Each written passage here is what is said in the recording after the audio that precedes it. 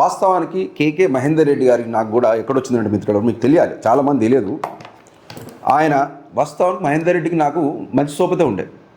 BRS ప్రభుత్వ హయాంలో కూడా నాకు మంచి కమ్యూనికేషన్ ఉండేది.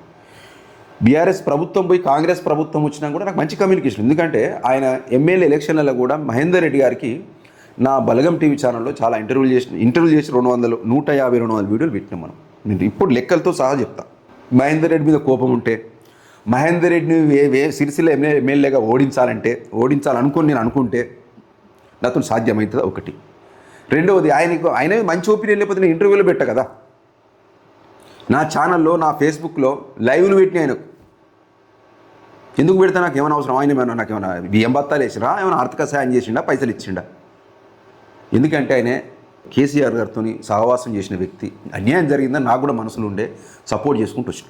మొత్తానికి బీఆర్ఎస్ గవర్నమెంట్ అని ఏళ్ళు ఇటు రానేలే అయినా కూడా అప్పుడప్పుడు ఫోన్ చేసి అప్పుడప్పుడు రండి సార్, ప్రజలు ఇబ్బంది పడుతున్నప్పుడు మీలాంటి వాళ్ళు ప్రెస్ మీట్ పెట్టాలని నేను రిక్వెస్ట్ చేసిన రోజులని మహేందర్ రెడ్డి గారు.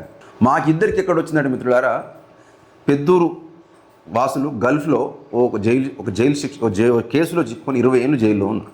వాళ్ళని విడిపించడానికి చాలా 15 సంవత్సరాలు కష్టపడ్డారు. భీమిరెడ్డి కానివ్వండి, అనురాధ మేడం, చాలామంది కష్టపడ్డారు. లాస్ట్కి వాళ్ళు చేతులు ఎత్తేసినాక నేను ఎట్లా లోకల్ ఎమ్మెల్యే, సిరిసిల్ల మినిస్టర్, ఆ శాఖకు సంబంధించిన మంత్రి కాబట్టి నేను లీడ్ తీసుకోవడం జరిగింది. ఎందుకంటే ఆ ఊరోళ్ళు మా ఊరోళ్ళు, పెద్దూరు వాసులు, మాది పక్కనే జగరావుపల్లి కాబట్టి వాళ్ళు ఎట్లయినా విడిపించుక రావాలని నేను కొంచెం ముంగటపడ్డా.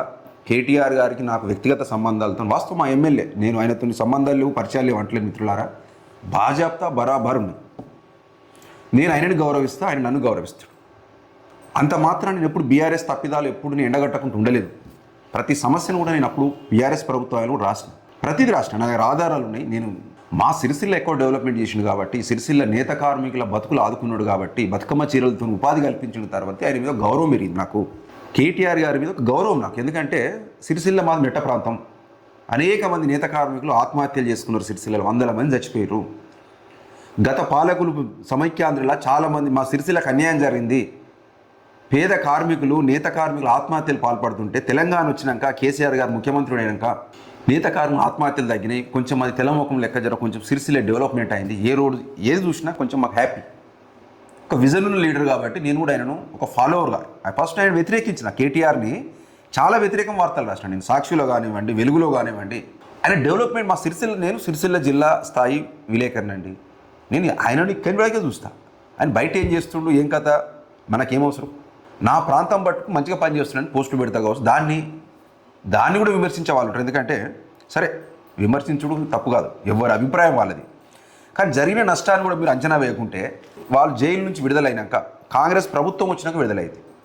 ఇదే కేటీఆర్ గారు పెద్దూరు గల్ఫ్ కార్మికులు విడుదల చేయడానికి దగ్గర ఓనుగా 40 నుంచి 50-60 లక్షలు ఖర్చు పెట్టిండు. అది నేను చెప్తే ఆ కేసులో ఎన్ని కష్టాలు పడ్డాం. నేను 3 సార్లు దుబాయ్ పోయి వచ్చిన. కేటీఆర్ గారిని దుబాయ్ తీసుకెళ్ళాడు, రివ్యూ మీటింగ్ పెట్టించినాం. చాలా కష్టపడ్డాం. అంత కష్టపడ్డ వ్యక్తిని వాళ్ళు రిలీజ్ అయినాక, కేటీఆర్ గారు సహకారంతో రిలీజ్ అయిన పేపర్కి రాస్తానా, కాంగ్రెస్ ప్రభుత్వంలో లేకపోతే కేకే మహేందర్ రెడ్డి సాయం చేసి నువ్వు ₹1 చెప్తానని ఎత్తుకోవచ్చు, అందుకోవచ్చు, నీ పేరు చెప్తానా. అది వచ్చినాక కొంచెం బాగా కవరేజ్ రాగానే ఈయనకు మనసున పట్టలేదు, మహేందర్ రెడ్డికి మనసున పట్టకుండా ఫోన్ చేసింది నాకు రోజు. ఆ ఆడియో కూడా మీకు బయట పెట్టి కొంచెం పెట్టినాక, అది మొత్తం చాలా కేటీఆర్ తిట్టేది వ్యక్తిగతంగా అన్నీ ఉన్నాయి అందులో. కానీ నాకు ఒక్కరిది నాతో వ్యక్తిగతంగా మాట పెట్టవలసిన అవసరం లేదు. కానీ నన్ను అవమానించిన తీరు, నాకు చేసిన ద్రోహమైన, నన్ను వ్యక్తిగతంగా టార్గెట్ చేస్తుంటే ఎప్పటికైనా టార్గెట్ అని ఒకటే ఉద్దేశంతో బయట పెట్టడం, కోపంలో బయట పెట్టడం జరిగింది. ఆనాడు కూడా ఆ గల్ఫ్ కార్మికులు పరామర్శించడం రమ్మని చెప్పి కేటీఆర్ కంటే ముందు చెప్పింది కేకే మహేందర్ రెడ్డికి. ఆది శ్రీనివాస్ గారిని తీసుకుని రండి అంటే నేను రాను అని చెప్పిండు. కేటీఆర్ అనే వ్యక్తి తీసుకొచ్చిన వ్యక్తులను నేను పరామర్శంగా ఎట్లా వస్తా రాను అన్నాడు. సరే వదిలిపెట్టిన. ఒక్కొక్కరిని రాజకీయంగా నరుక్కుంటూ పోతా అన్నాడు ఆనాడే. నేనేం కామెంట్ చేయలేదు అందులో. వాడు బీఆర్ఎస్ ప్రభుత్వం పోయినాక కూడా ఇంకా వాడిని విడిచిపెడతారు. వాడు వీడని మాట్లాడాడు. నేను కేటీఆర్ గారిని ఇవాళ విడిచిపెట్టవాను, అరే ఏమో సార్ ఆయన తీసుకొచ్చిండు కదా అని నేను మాట్లాడాను. అది అయిపోయింది అక్కడికి. తర్వాత బతుకమ్మ చీరలు ఆర్డర్లు మొదటి సంవత్సరం కాంగ్రెస్ ప్రభుత్వం ఇవ్వలేదండి. అరే మొన్నటిదాకా వాళ్ళు ఉపాధి ఉండే, ఇప్పుడు ఉపాధి లేదు. ఒక నేత కార్మికుడు సెల్ఫీ వీడియో తీసేసుకొని పాపడాలు అమ్ముకుంటున్నాడు మార్కెట్లో. ఆ వీడియో నాకు వచ్చింది. వస్తే నేను కూడా ఫేస్బుక్లో పెట్టిన, యూట్యూబ్లో కూడా పెట్టిన. సిరిసిల్ల నేత కార్మికులకు బతుకమ్మ చీరలు ఇవ్వండి ముఖ్యమంత్రి గారు రిక్వెస్ట్ చేసిన. నేను ఎక్కడ బూతులు మాట్లాడినండి నా జీవితంలో. వార్తలు చదవంగా బూతులు అసలే మాట్లాడు. రిక్వెస్ట్ చేసి పెడితే ఫోన్ చేసి తెల్లారి ఫోన్ చేసి బాలు గారు ఎంతమంది పాపడాలు అమ్ముకుంటారు, ఎంతమంది నిరోధులు అమ్ముకుంటారు అని. నేను నిరోధులను పెద్ద నేను అబ్జర్వ్ చేయలే ఇట్లా అన్నాడు. తర్వాత కొంచెం ఏమిటి స్ట్రైక్ అయింది, నిరోధులు ఇంత పెద్ద వాడే అన్నాడు ఎందుకని. అయినా పట్టించుకోలే. సార్ వాళ్ళు పాపం పాపడాలు అమ్ముకుంటారు సార్, వాళ్ళకు బతుకమ్మ చీరలు ఆర్డర్ లేవు, ఎట్లైనా గవర్నమెంట్తో మాట్లాడి ఇప్పించే ప్రయత్నం చేయనంటే చీరలా ఇన్ని రోజులు సిరిసిల్ల నేతానని ఇన్ని రోజులు దొబ్బి తిన్నది చాలదా అని మాట్లాడి. నేనేమనుకోలేగా, నీకు ఓట్లు లేకపోతే సిరిసిల్ల పద్మశాలి నేతానలు నీకు ఓట్లు లేకపోతే గంత కక్ష పెంచుకున్నాడు అవసరమా మహేందర్ రెడ్డి గారు? పద్ధతి కాదు కదా అటువంటి మాటలు. అయినా నేను 2 రోజులు 3 రోజులు మళ్ళీ దాని గురించి తీయలే. నేను బయట కూడా ఎక్కడ చర్చించాను. 4వ రోజు గుండ్లపల్లి రామానుజం అని Congress leader councillor, BRS councillor Congress joining కోసం పెద్ద మీటింగ్ పెట్టారు. ఖచ్చితంగా రావాలని కేకే మహేందర్ రెడ్డి గారు నాకు ఫోన్ చేశాడు అన్నాడు. 2 సార్లు చేశాడు. జ్ఞానప్రసాద్ 4 సార్లు చేశాడు. అంటే వాళ్ళ గవర్నమెంట్ వచ్చింది, వాళ్ళు కూడా పాపం కవరేజ్ అడుగుతారు కదా. నేను పోయి లైవ్ పెట్టిన, గిట్టిన టీవీ ముంగట మన ఫోన్ పెట్టి బలగంటి లైవ్ ఇచ్చిన ప్రోగ్రామ్. మాట్లాడుతూ పెద్దూరు గల్ఫ్ సోదరుల గురించి మాట్లాడుతూ ఒక సన్నాసి గిట్ట రాస్తుండు కేటీఆర్ తెచ్చిండని, నేను నేపాల్కి పోయినా, నేను దుబాయ్ జైలుకు పోయినా అని మాట్లాడు.